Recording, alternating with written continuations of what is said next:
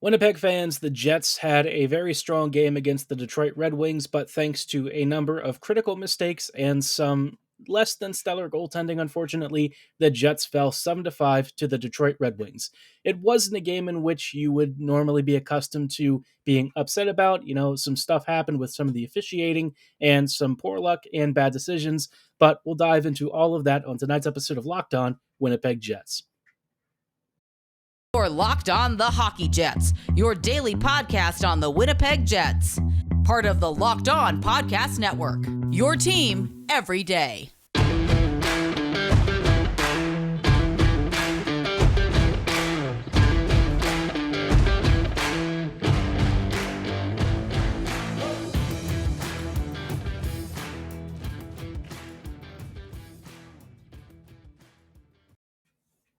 Hey, friends, and welcome to tonight's episode of Locked On Winnipeg Jets, part of the Locked On Podcast Network, your team every day. I'm your host, Harrison Lee, an avid Winnipeg Jets fan and an online blogger. You can follow me on Twitter at HLLivingLoco and at LO_Winnipeg Jets. Thanks for making Locked On Jets your first listen of the day every day. If you like what you're hearing, be sure to like, follow, and subscribe on your favorite podcasting platform of choice, including Apple, Spotify, Google, Megaphone, Odyssey, and YouTube. Doing so is completely free of charge and ensures you never miss another episode. But most of all, we just really love and appreciate your support. On tonight's episode, like I said, we're going to dive into Winnipeg versus Detroit, which was a stranger game for the Jets, one in which they dominated their opponents, but unfortunately, some deflections, a few missed save opportunities from Hellebuyck, where normally, his Vezina form, he probably makes one or two extra saves, and, just some really frustrating defensive lapses ultimately cost the Jets despite a pretty good 5v5 effort. So let's start off with Hellebuyck, right? I can't really say that this game was necessarily his fault. I do think that there were maybe a couple of scoring opportunities that, ordinarily Helly would probably have a miraculous save or something on. I think this was one of those games where just some of the deflections, some of the traffic, and a few of the shot types that, normally don't give him much trouble, he ended up struggling with. Even on some of the save opportunities he did make, he didn't look, I don't know, 100% confident in some of the tracking, in some of the reads. So just a strange night for him, but he is allowed to have these nights every now and then. Past couple of games, we've seen him maybe surrender a few more than he probably would feel comfortable with, but it's just the business, right? Stuff happens like that. He surrendered 6 goals, and let's be honest, if Riddick had been brought in, I'm sure he'd be struggling with some of the same shot types and stuff, and some poor defensive reads from his line mates and stuff. Unfortunately, those defensive errors were turnovers, some busted, I guess, zone coverages and man-to-man coverages, a number of just missed reads here and there where, suddenly a Jets forward who was supposed to be actively marking an opposing skater ended up just kind of letting them find a great deflection angle or somewhere close in that Hellebuyck could not, cover himself. And suddenly the Jets are really fighting an uphill battle. And it started almost from puck drop. I mean, the first minute or two, Detroit gets on the board very early. Winnipeg kind of looks like it's skating in a little bit of quicksand for a little bit. And, just like that, it's just a frustrating start to the game. It's not how you would want things to go. And of course, Andrew Kopp would have just had to have a couple of assists in this game. And, despite that, I say all of this, but Winnipeg actually had some pretty big pushback. For a team that went down 3-0 within 15 minutes of the first period, the Jets actually fought really hard and came really close to actually coming back and tying this game. Unfortunately, it just really wasn't meant to be. And it's one of those, odd games, right? Because the Jets offensively were pretty dominant. They were getting into the slot. They had some really dangerous deflections. The area in front of Ville Husso was highly contested, and the Jets often had great shifts where they were creating tons of waves of pressure, attacking from the perimeter down towards the slot, and generally making life very dangerous for the Red Wings. But that last extra pass, maybe that missed save opportunity, for Ville, he was always just kind of vacuuming the puck up, seemingly finding it when, maybe Hellebuyck had missed a shot attempt of a similar nature at the other end. Just kind of one of those games that's really odd. And I think one of the biggest annoyances was that, the officials basically didn't call any penalties against the Red Wings for about half the game or so. And by the time they found their whistles and everything, They had already called a couple of penalties against the Jets, despite the fact that Detroit had like two or three clear penalties by then. Not even things that were really debatable. They were just clear infractions that somehow the refs, I don't know if they just missed it or what, but either way, it's kind of crying over spilled milk at this point. You can't undo the past, but I think on top of some of the sketchier issues the Jets were facing with the goaltending, certainly not helpful when your power play, which is kind of your bread and butter, isn't actually on the ice for almost the entire outing. So frustrating all around, I think, would be the best way to describe this game. I don't think Bones will be happy with the first period effort, but the second period and onwards really can't have too many quibbles. I will say that some of the usual suspects in terms of struggles with defending were noticeable. Pionk had a number of issues, one of which directly led to a 2-on-1 that turned into a goal against. DeMello did not look like himself at all. He kind of seemed very static.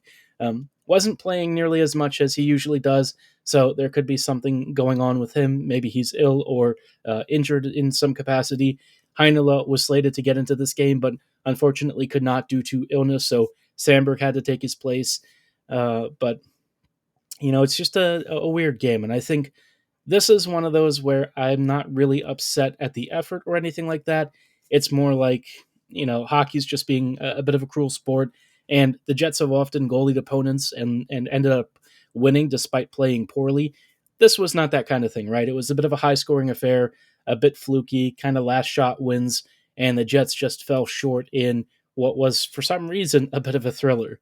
It came down to like the last couple of minutes of the game. Ehlers was doing so much to try and claw back into this one, had a monster evening, but just could not find that last little bit and ended up turning it over in the neutral zone, creates a rush the other way, and Detroit polishes the game off. So a really tough 7-5 loss, but it is what it is. I don't think it's something that I'm necessarily going to dwell too long on. Hopefully, Helly finds his groove again and is back to his usual Vezina winning self. It will be important as the Jets are going to be having a pretty difficult road trip coming up over the next few days. But in just a little bit, we'll talk about kind of Winnipeg's next two opponents and what could potentially happen against these teams and how some of the new Jets, I guess, healthy returnees are looking, whether it's Perfetti or Wheeler or Schmidt. We'll go through all of the names and see how they have performed so far and also talk about maybe some interesting longer-term things to keep an eye on for the Jets as they start to get into the second half of the season. Before we go any further, though, I do want to shout out our friends and partners at BetOnline.net. BetOnline is your number one source for all of the sports betting info, stats, news, and analysis you need this season, whether you're looking to get the latest odds and trends for amateur or professional sports. They've got everything from pro football to college football, basketball, NCAA, and professional as well. And they've also got the cure to your post-World Cup hangover, featuring a return to all the domestic, European, and international football action you can handle. I'm personally a big Bundesliga fan, so this is a very exciting time for me. And if you also want a little bit more sports media coverage, they've got great podcasts and news articles for you to dive into, so you'll always stay connected 24/7 to your favorite sport. Getting started really couldn't be easier. Just register for a free account right now at betonline.net on your laptop or mobile device, because BetOnline is where the game starts. Hello, friends, and welcome back to this episode of Locked On Jets. We are just wrapping up some thoughts on how the Jets have been doing over the past couple of games and how Winnipeg's recently returned players are doing. We'll start off with Blake Wheeler. Obviously, Wheeler has been one of the steadfast members of this team for many years. I think the game against the Red Wings was probably the first where he did look like he was starting to feel a little bit healthier, but you notice even with the recovery timeline from a ruptured testicle, which is just sounds horrifying if I'm being honest. I don't even know how he's come back to play in some of these games, but this one he started to look a little more comfortable. He had a few more end-to-end rushes. There was more space for him to work with. He was more confident and assertive, which is really good. Obviously, he's playing alongside Perfetti and Scheifele on a number of shifts, and so that line I thought was really buzzing against the Wings, and it's good to see Wheeler getting back up to speed because, he's not going to be a guy who really drives play as much these days. And, certainly in terms of like his skating ability, you have seen it decline with, the injuries that he's had and age kind of setting in, but he still can be a very good passer. And as long as he's not being asked to be, the full transition guy, I think he'll be a capable scorer, going forward for the rest of the season. It's just taken a couple of games for him to get get those skating legs back. And honestly, he may not be 100% for the rest of the season. I don't really know what that sort of situation is like with a ruptured testicle. He's not the first person to go through it, but I'm sure it is extraordinarily painful. And even now, I wonder if he is feeling 100% with his locomotion and lower body movement. So, hoping the best for his recovery. It was a really tough injury. Honestly, I was shocked that he came back to play in the game that he did get injured because, yeah, he probably should not have been out there if we're being honest. But that dude is a warrior and continues to really try and put everything out on there on the ice for his team. So hopefully that ends up giving him some really good scoring at the end of the season and some nice internal recognition. Now, speaking of one of his line mates, Cole Perfetti, I thought Perfetti looked really bright against the Red Wings. I thought he had really good passes. He had a direct assist on a great goal. I think that was the Schmidt goal, which was obviously a really big turning point close to the end of the game, a major opportunity for the Jets to try and claw back into the game. But in general, I thought Perfetti was just bright. He had some great feeds. I think his movement looked a lot more, I would say, Cole Perfetti-ish. You understand what I mean, right? His offensive zone cycles looked sharper. I thought his skating looked more active. First couple of games hadn't really seen a lot of involvement from him. This game, though, he definitely was really stamping his identity, and I thought he looked fantastic on a number of shifts. Got some really good, really good and dangerous opportunities off.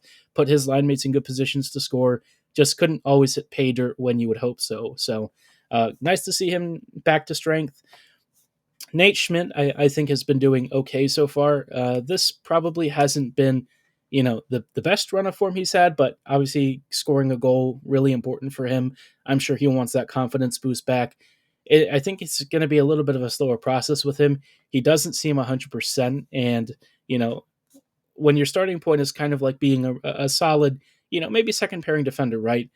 Any sort of impediment to your movement and your playing ability could have a pretty detrimental impact. But I think Schmidt's been relatively fine enough, not really seeing a lot that would be alarming, and not really seeing a lot that would be like super shocking with how impressive he's been either. So just kind of so I think, but maybe this goal will give him a little bit more confidence and that extra boost to really take his game to the next level. I will say the one guy I think that has really kind of blown the doors off with his performance has been Ehlers. I've been really surprised to see how fast and how good he looks. I don't know if his speed is at the top level yet, but in terms of where I thought he might be post hernia surgery recovery and where he actually is right now, he looks like he really hasn't lost much of a step at all. He's been brilliant. He's been dangerous. Immediately since coming back, he's been one of Winnipeg's most dangerous skaters, and he's already racking up points. So it really is a shame that that hernia sidelined him for as long as it did. It feels like he could be one of the leading candidates for the Jets MVPs if he had been healthy, but unfortunately, we just weren't blessed with that this season. And somehow the team still persevered and had a wonderful run even without him. So glad Ehlers is back. He looks like he's doing exactly what we all wanted him and expected him to. So that certainly feels pretty good. I do think that there is one more player worth spotlighting who's not somebody who has been injured recently, but had a monster game against Detroit, and that's Pierre-Luc Dubois. Kind of like Ehlers, he's been tearing it up recently, but this game against the Red Wings in particular, I thought he was almost unstoppable. I mean, the way that he was cutting through defenders, attacking the slot, setting up great opportunities, all of that for me was impressive to see. He is a guy that I think if he leaves, it's going to be really, really, really hard to replace his impact. I know that people have maybe been down on Dubois at times because of his reputation, and certainly the fact that he has mentioned, maybe wanting to go to Montreal at some point and become a Hab. I don't know if his feelings are still in that direction, but at this point, the ball is in his court. All we can hope for is that if he does leave, that the Jets get a really big trade package for him, which, based on how he's playing, I would imagine it'd be worth the price of admission. He's just shredding through opponents, and I think this game against the Red Wings really demonstrated just how much of a monster he can be when he's on form, when he's confident, and he is doing his thing. So, huge game from Dubois. I think he probably deserved more points than he had, but hopefully that form and that ability to just create consistently carries on through the rest of the season. Now, speaking of the rest of the season, I did want to talk about a couple of ongoing storylines that I think are probably worth keeping an eye on for the rest of the year as the Jets enter the second half of their regular season. Hello, friends. Welcome back to this episode of Locked On Jets. Thanks for making Locked On Jets your first listen of the day every day. We are just closing out real quick with some final thoughts as the Jets are starting to get towards game number 40 and getting past the halfway point of the season. Obviously, the Jets right now have a pretty darn good record. Through 41 games, actually, just about the midway point, they are 26-14-1, which is really, really impressive considering the number of injuries and sicknesses that they've had to deal with. Like the Central Division may not be the best, right? But it's still a pretty decent, division, pretty decent competition. Certainly, the Western Conference in general this year is reasonably competitive. The top teams are really good. Even though the bottom teams might be a little bit weaker than some of the squads out east, still some tough competition to get through. And I think the Jets have done a really good job of navigating a lot of it. As for the second half of the season, I guess the main thing for the Jets is, what does Hellebuck look like? Usually Hellebuck has a wonderful regular season, and then the playoffs can be a little bit topsy-turvy for him.